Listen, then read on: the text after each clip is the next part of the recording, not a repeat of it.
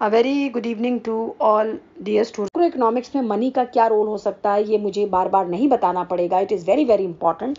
तो उस दृष्टि से मुझे लगा कि अब हम यूनिट 1 के बाद जनरल यूनिट मनी वाली करते हैं, सो दैट मैक्रो इकोनॉमिक्स आप पहली बार पढ़ रहे हैं, आपको बहुत अच्छी तरह समझ में आए। और शायद सिलेबस बनाने वालों को भी इसको सेकेंड यूनिट में डालना था, लेकिन खैर उस बात पे हम ज़्यादा चर्चा नहीं करेंगे कि वो उनको क्या करना था।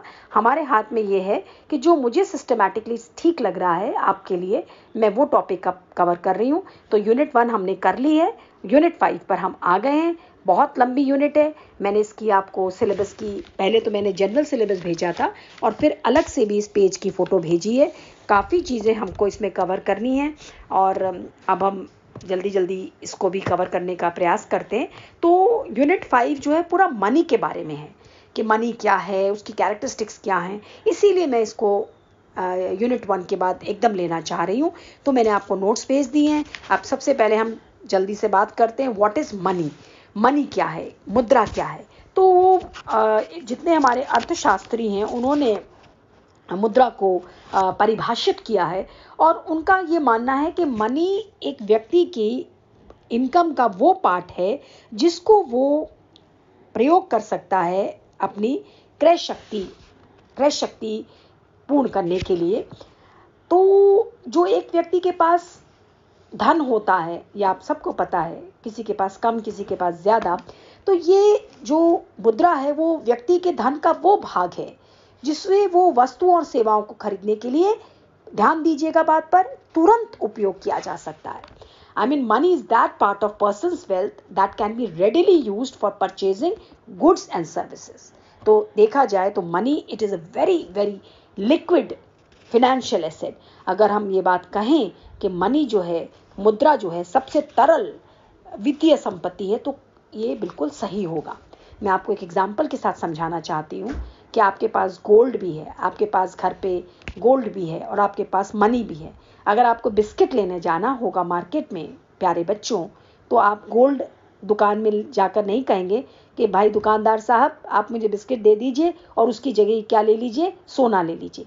आप क्या चीज़ उसके आगे ऑफर करेंगे और क्या वो लेगा? मनी। तो मनी कौन सा, एक व्यक्ति की इनकम का कौन सा पार्ट है जिसको आप रेडिली यूज कर सकते हैं, जिसको आप आवश्यकता पड़ने पर तुरंत प्रयोग कर सकते हैं किसी भी वस्तु या सेवा का प्रयोग करने के लिए। हमने वस्तु की बात भी करी है, सेवा की बात भी करी है। We have talked about purchasing goods also and services also. Doctor के पास जाओगे, डॉक्टर की सर्विस लोगे तो सोना चांदी नहीं पकड़ाओगे, आपको उसकी फीस देनी पड़ेगी। तो आपको एक बात समझ में आ गई कि मनी सबसे लिक्विड आपका फिनेंशियल एसेट है, सबसे तरल आपकी वित्तीय संपत्ति है। आई होप ये बात आप समझ गए हैं। इस बात को बिल्कुल ध्यान रखिएगा कि मनी वो पार्ट है जिसे आप, जब आपको आवश्यकता पड़ती है, आपकी इनकम का वो पार्ट है जिसको आप तुरंत प्रयोग कर सकते हैं। अब बहुत जल्दी से हम करते हैं, what are the characteristics of money. Money की विशेषताएं क्या हैं? मैंने आपको 5 विशेषताएं यहाँ पर लिखवाई हैं। ये एक लिक्विड एसेट होता है। लिक्विड एसेट का मतलब तरल आपकी परिसंपत्ति होती है, इसमें कोई समझने की बात नहीं है, ऊपर मैं बता चुकी हूँ।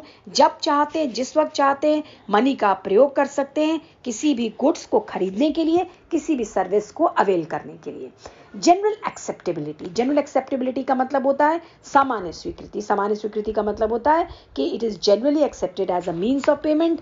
जिसको भी आप देते हैं वो तुरंत ले लेता है और इसमें कोई भी लोगों को कोई डाउट नहीं होता है। हाँ, अगर आप मनी में सोना लेकर जाएंगे, चांदी लेकर जाएंगे, तो एक बार वो कहेगा दुकानदार कि आपका मैं ये टेस्ट करूंगा। पहली बात तो वो लेगा ही नहीं। आप बिस्किट नमकीन खरीदने के लिए सोना चांदी थोड़ी ऑफर करेंगे, और माना चलो आपने करा भी, पूरी दुकान बिस्किट की खरीदनी है, तो वो ये कहेगा पहले मैं इसको टेस्ट करूंगा तब लूंगा। लेकिन मनी के साथ कभी भी ऐसा नहीं होगा कि आप 100 रुपए का नोट लेकर जाएं। हाँ, इतना हो सकता है कि क्योंकि नकली नोट बनने शुरू हो गए तो थोड़ा सा देख लेगा ऐसे कर कर, सीधा कर कर, लेकिन ये भी बहुत रेयर होता है। जनरली आप सब्जी वाले को देते हो, सब्जी वाला टमाटर पकड़ाता है तो कभी भी बहुत उसकी छानबीन नहीं करता है।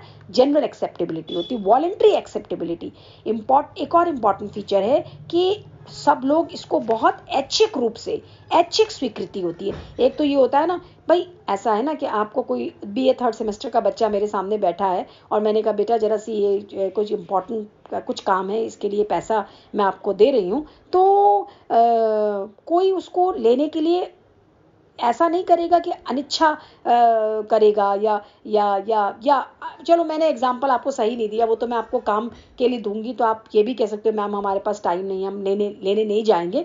लेकिन अगर आप कहीं नौकरी करते हो और आपको पैसा पकड़ाता है तो आप बहुत खुशी खुशी उसको स्वीकार करेंगे। ऐसा नहीं है कि आपको उसके मालिक को कहना पड़ेगा, एम्प्लॉयर को कहना पड़ेगा ले लो प्लीज़ ले लो, आप ले लो। आप कहोगे नहीं मैं नहीं लेता, नहीं मैं नहीं लेता। ये मनी की एक्सेप्टेबिलिटी जो है बच्चों वॉलंटरी है, ऐच्छिक है। अब यहाँ पर आप कहेंगे फलाने नहीं लिया, हम we are not talking about the exceptional cases, समझ रहे। Medium of exchange, it serves as a medium of exchange. जितनी भी हमारी गुड्स एंड सर्विसेज हैं उसको जो हमारा विनिमय का माध्यम है वस्तुओं और सेवाओं के लिए, उसमें मनी जो है सबसे इंपॉर्टेंट रोल प्ले करता है। अब बड़ा इंपॉर्टेंट पॉइंट आ रहा है, जरा ध्यान से समझिएगा कि मनी एक स्टॉक कॉन्सेप्ट है। मनी एक स्टॉक कॉन्सेप्ट है। स्टॉक का कोई मुझे हिंदी नहीं मिला तो मैंने यही लिख रखा है कि मुद्रा जो है एक स्टॉक अवधारणा है, STOCK।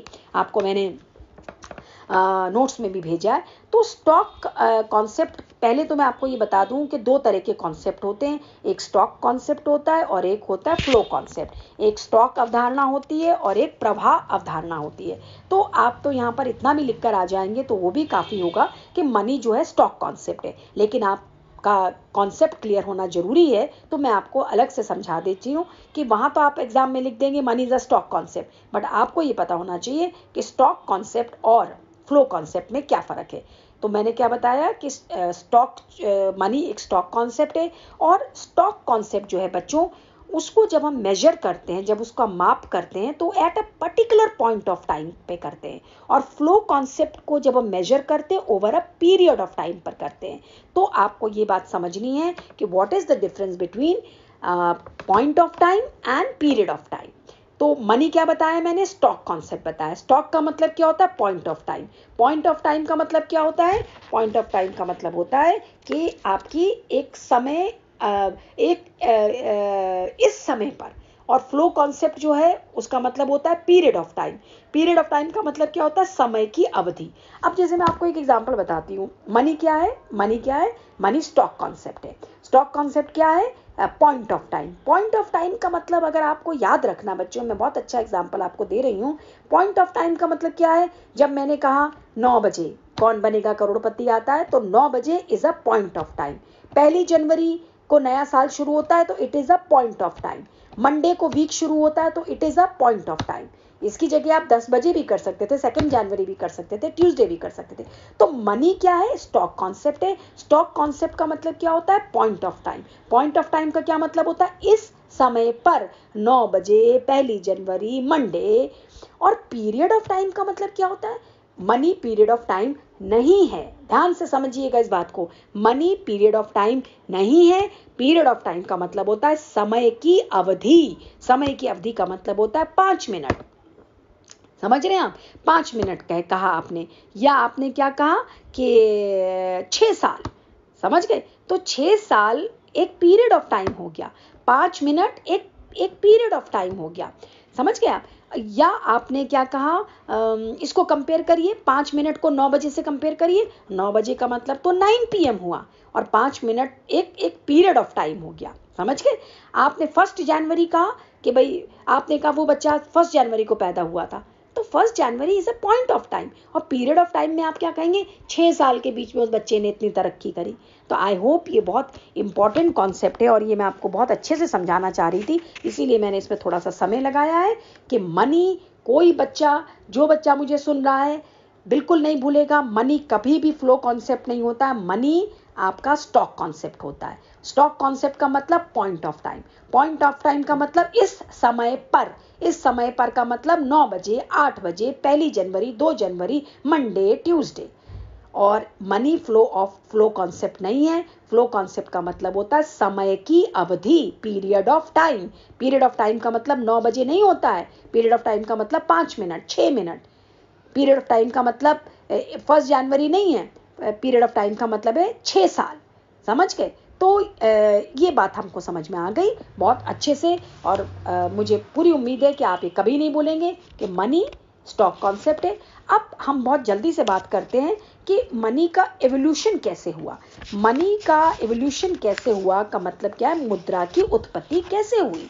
मुद्रा की उत्पत्ति आपको ध्यान तो क्या होगा मुझे नहीं पता, लेकिन आपने सुना होगा कि आज हम सब लोग पेपर मनी का प्रयोग करते हैं। हमारे पास सबके पास कागजी मनी है, चाहे वो इंग्लैंड का आदमी हो, चाहे वो नेपाल का हो, चाहे वो हिंदुस्तान का हो, पेपर मनी है ना। लेकिन पेपर मनी आने से पहले बच्चों ध्यान रखिए, समझिए मेरी बात को, कमोडिटी मनी आया। कमोडिटी मनी का मतलब होता है वस्तु मुद्रा। वस्तु मुद्रा का मतलब क्या होता है कि जब मनी जो है किसी कमोडिटी का रूप ले लेता है। कमोडिटी का रूप लेने का मतलब क्या है, आज से कई साल पहले जब मनी नहीं आया था तो हमारा बार्टर सिस्टम था। हमने गेहूं दिया, गेहूं की जगह चीनी ले ली, चीनी की जगह कपड़ा ले लिया, कपड़े की जगह ये ले लिया। तो जब गुड्स एंड सर्विसेज को हम एक्सचेंज करते थे तो वो कमोडिटी मनी कहलाता था, क्योंकि तब रुपया, पैसा, डॉलर ये सब नहीं आया था, यूरो नहीं आया था। तो पहले क्या होता था, कैटल है, शंख हैं, शेल्स हैं, स्टोन्स हैं, पत्थर हैं। और एक मैंने लिख रखा है, आप ध्यान से पढ़िएगा कि वर्ल्ड वॉर के टाइम तो सिगरेट को भी मनी की तरह प्रयोग किया गया था कि भाई आपने सिगरेट, मैं आपको सिगरेट देता हूँ, आप मुझे उसकी जगह बन दे दीजिए, ब्रेक दे दीजिए। तो कमोडिटी मनी का मतलब जब मनी कैसे रूप में था, it was in the form of commodity. Commodity का मतलब वस्तु के रूप में था। फिर उसके बाद आया धातु मुद्रा। धातु मुद्रा का मतलब होता है मेटालिक मनी। मेटालिक मनी का मतलब क्या होता है कि पहले क्या था, जब तक रुपया नहीं आया था, डॉलर नहीं आया था, मेटल पीसेस का प्रयोग किया जाता था, जैसे gold coin, silver coin, bronze, है ना। सुना होगा आपने कि सोने के सिक्के, गोल्ड स्टैंडर्ड था, सिल्वर स्टैंडर्ड था, बाई मेटालिक स्टैंडर्ड था। बाई मेटालिक का मतलब जिसमें गोल्ड भी था, सिल्वर भी था। लेकिन यहाँ मैं बहुत डिटेल नहीं बता रही हूँ, उनमें बहुत कमियाँ थी, उनकी वैल्यू कैसे फिक्स करी जाए। तो मेटालिक मनी भी उसका भी पतन हुआ, उसका समय। मैं ये नहीं कह रही हूँ कि गोल्ड आज नहीं है, पर आज गोल्ड मनी के रूप में नहीं है। गोल्ड आप लिक्विड एसिड के रूप में इस्तेमाल नहीं कर सकते हैं।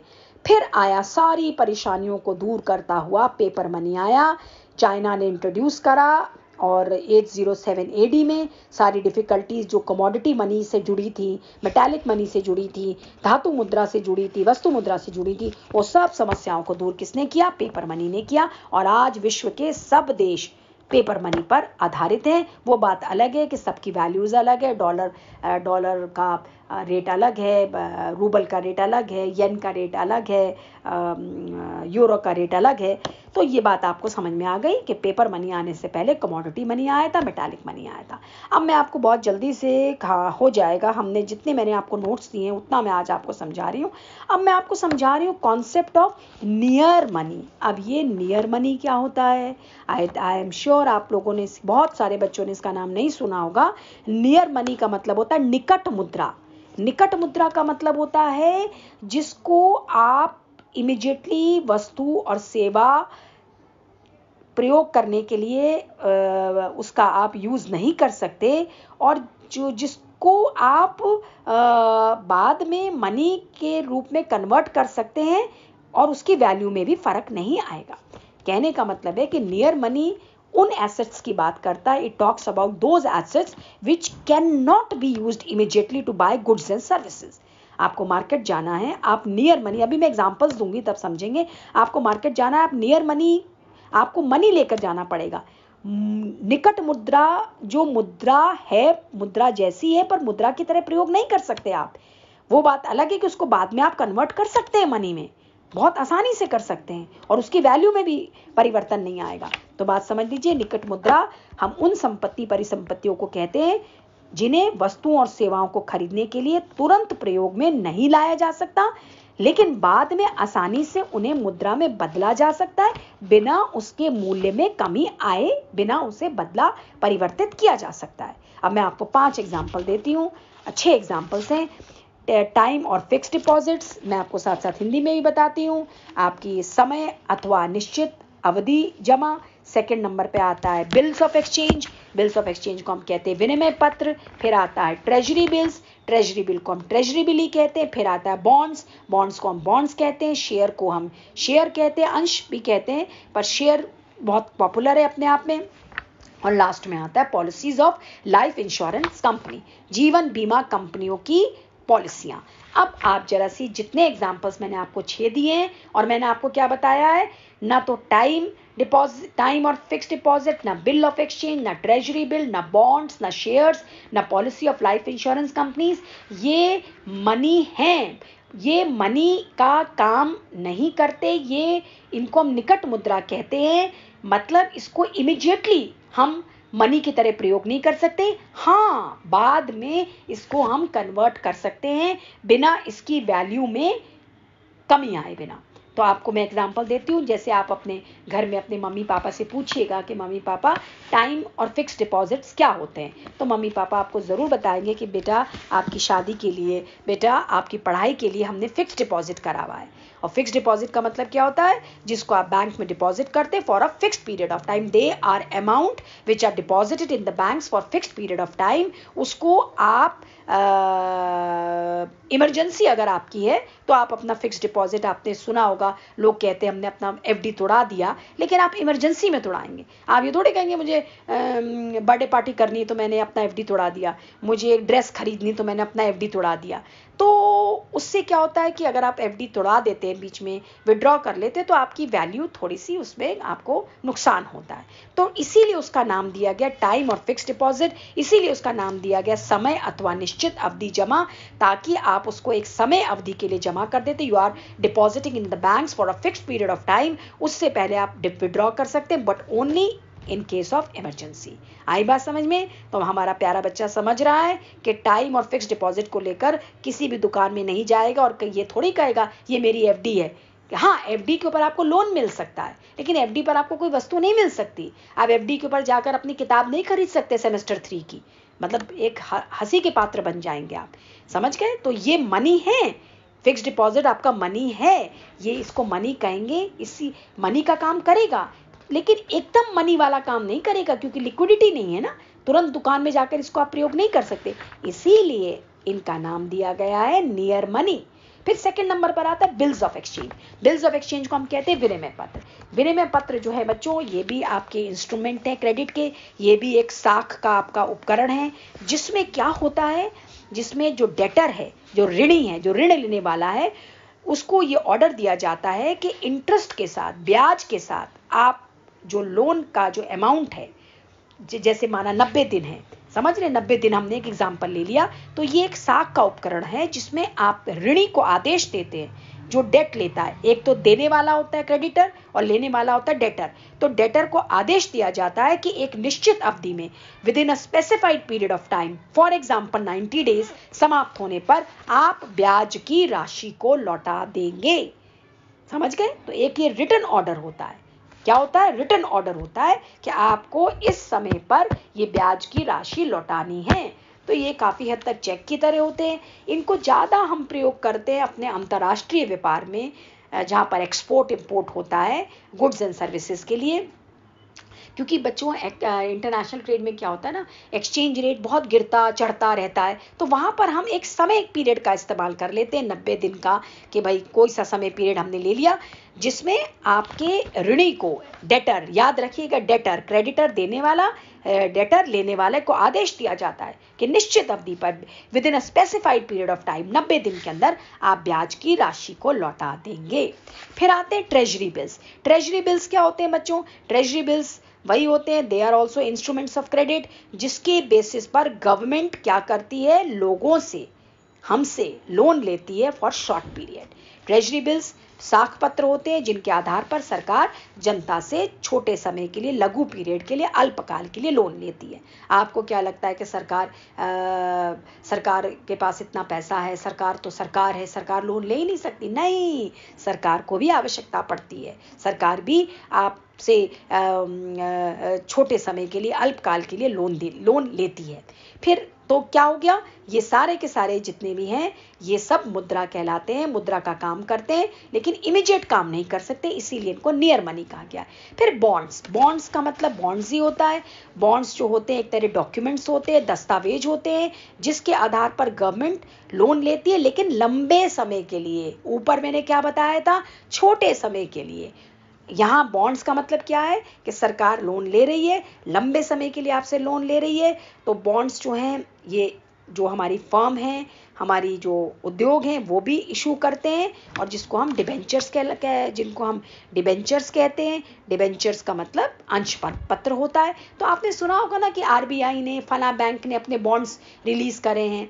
तो वो लंबे समय के लिए सरकार जो है आपसे लोन लेती है और आपको एक समय पूरा होने पर दे देती है। उस पैसे से सरकार अपने इन्वेस्टमेंट्स करती है। तो ये बात आपको समझ में आ गई। अब आप समझेंगे शेयर्स क्या होते हैं। बहुत डिटेल में नहीं बता रही हूँ क्योंकि इतना आप कॉमर्स के स्टूडेंट्स नहीं हैं, आपके लिए इतना ही जानना जरूरी है कि जितनी हमारी जो जॉइंट स्टॉक कंपनीज होती हैं, जॉइंट स्टॉक कंपनीज का मतलब संयुक्त पूंजी कंपनियां जिसमें बहुत सारे लोगों ने पैसा लगाया होता है, वो लोगों से अपने शेयर्स इशू करते हैं और पब्लिक से पैसा लेते हैं। बच्चों आपने सुना होगा ना रिलायंस के शेयर हैं, तो जब आप 10 रुपए का रिलायंस का शेयर लेते हो तो रिलायंस के आपकी रिलायंस कंपनी में आपकी भागीदारी हो जाती है, और 10 का शेयर जब 12 रुपए में बिकता है तो आपको फायदा हो जाता है। तो शेयर होल्डर के पास शेयर्स होते हैं और वो जब चाहें उसको इन कैश करा सकते हैं, उसको बेच सकते हैं शेयर मार्केट में। आपने देखा होगा ना, अपने पेरेंट्स से पूछिएगा, कभी कभी वो कहते हैं बड़ा नुकसान हो गया भाई, हमको शेयर्स लिए थे, उस कंपनी के शेयर तो गिर गए। कहने का मतलब ये है कि आप कंपनी, क्या मुकेश अंबानी, मैंने ये तो नहीं कहा ना कि आप मुकेश अंबानी बन गए या नीता अंबानी बन गए, लेकिन अगर आप मुकेश अंबानी की कंपनी में जियो के शेयर्स ले लेते हो, रिलायंस के शेयर्स ले लेते हो, तो आप उनकी कंपनी में 10 रुपए की हिस्सेदारी हो जाती है। 100 के ले सकते हैं, 1000 के ले सकते हैं। हाँ, वो 10 रुपए जब 12 होगा तो आपको, अगर आपने 100 शेयर लिए तो उसी हिसाब से आपको फायदा हो जाएगा। समझ गए आप? तो हमको ये बात समझनी है, क्या समझनी है कि share, bonds, treasury bills, bills of exchange, times और फिक्स्ड डिपॉजिट ये मनी का काम करते हैं, इसीलिए इनको नियर मनी कहा है। लेकिन इमीडिएटली आप मनी की तरह इस्तेमाल नहीं कर सकते। क्या आप में से हमारा बीए 3rd ईयर का स्टूडेंट जो है मार्केट जाकर अपने बॉन्ड्स, शेयर्स, ट्रेजरी बिल्स बेचता है और कहता है कि मुझे इसकी जगह कपड़ा दे दो, मुझे इसकी जगह मोबाइल दे दो? समझ गए? इनको आप एक समय अवधि पर ही इस्तेमाल कर सकते हैं। फिर आपकी लाइफ इंश्योरेंस कंपनीज की जो पॉलिसीज होती हैं, आप घर में फिर बात करिएगा, आपके पेरेंट्स जरूर आपके लिए इंश्योरेंस पॉलिसीज लेते हैं।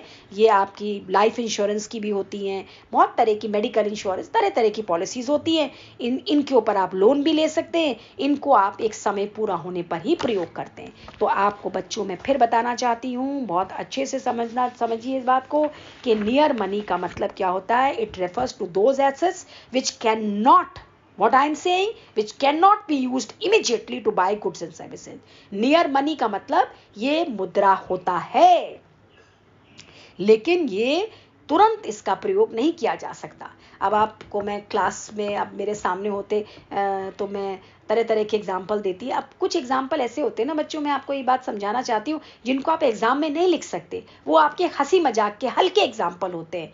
अब मैं आपको यहाँ पर एक बहुत हल्का सा एग्जाम्पल बता रही हूँ कि भाई एक तो माँ होती है, जिसको हम माँ कहते हैं, हमारी मदर होती है, आपकी मम्मी होती हैं। तो माँ मदर होती है और मौसी क्या कौन होती है? माँ जैसी होती है ना।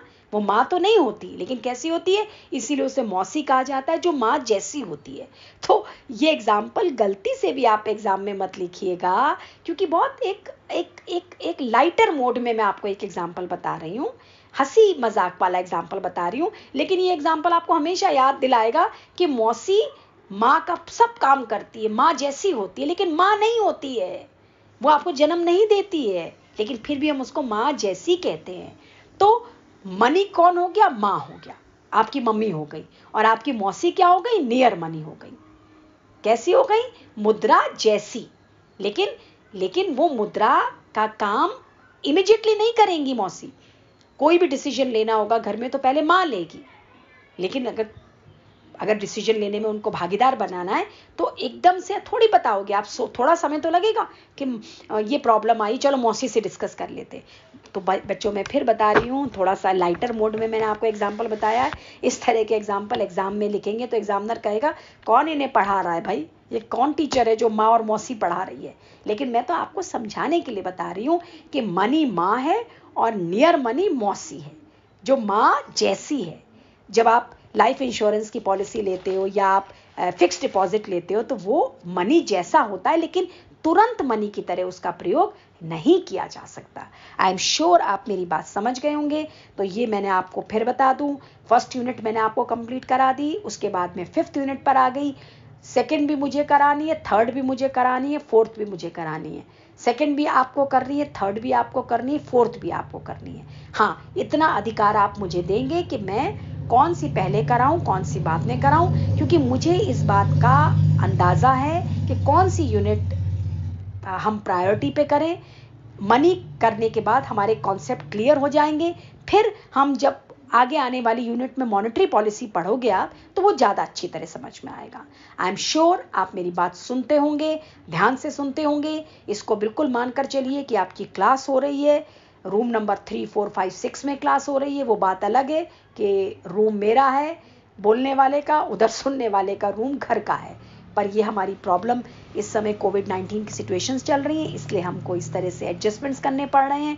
थोड़ा सा समय में आप देख रहे हैं कि मेरा एडजस्टमेंट अभी बहुत प्रॉपर नहीं हो पा रहा है, लेकिन क्योंकि आपकी ऑनलाइन क्लास नहीं है, रिकॉर्डिंग है, तो इसमें मैंने थोड़ा सा आपके से लिबर्टी ले ली, क्योंकि हमको कॉलेज भी जाना होता है, कॉलेज के भी कई काम होते हैं, समझ रहे हैं आप। तो इसलिए मैं आपको थोड़ा लेट रिकॉर्डिंग भेज रही हूँ। धीरे धीरे हमारी गाड़ी पटरी पे आएगी तो मैं आपको दिन में भी भेज दूंगी। पर मुझे पता है कि इससे आपको बहुत फ़र्क नहीं पड़ रहा है, आपको सुबह मिले या शाम को मिले, है ना। तो बच्चों, आप मेरी रिकॉर्डिंग सुन लीजिएगा, नोट्स आप मेरे पढ़ें, यूज़ करें ना करें, ये मेरा कोई आपके ऊपर बंदिश नहीं है। लेकिन जो मैं आपको क्लास में पढ़ा रही हूँ, जो मैं समझा रही हूँ, उसमें मैं ज़रूर चाहूँगी एज अ टीचर कि आप मेरी बात को सुने, क्योंकि ये रिकॉर्डिंग एक क्लास की तरह है। अटेंडेंस की बात एक बच्चे ने मुझे बड़ा अच्छा प्रश्न किया था, मैम अटेंडेंस का क्या होगा?